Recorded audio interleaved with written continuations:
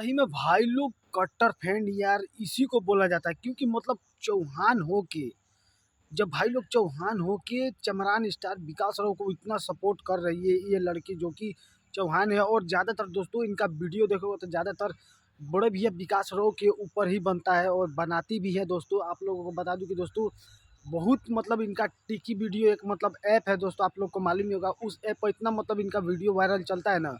और ज़्यादातर दोस्तों वीडियो देखेंगे ना तो दोस्तों चमरान सॉन्ग मतलब बड़े भैया विकास राव के सपोर्ट में वीडियो बनाते रहती है दोस्तों। और काफ़ी ज़्यादा बवाल वीडियो आप लोग को मैं एक पहले भी वीडियो बनाकर बता दिया था दोस्तों कि कितना मतलब बड़े भैया विकास राव जी के फ़ैन हैं और मतलब बहुत ज़्यादा मतलब बड़े भैया विकास राव जी का मानते हैं और फ़ैन भी है दोस्तों। आप लोगों को बता दूं कि दोस्तों ज़्यादातर इनका अगर वीडियो देखेंगे ना दोस्तों तो ज़्यादातर बड़े भैया विकास राव और मतलब चमरान सॉन्ग मतलब चमार जी के ऊपर ज़्यादातर दोस्तों इनका वीडियो रहता है दोस्तों, जो कि दोस्तों चौहान जी है दोस्तों। आप लोग को मैं पहले भी बता चुका था दोस्तों।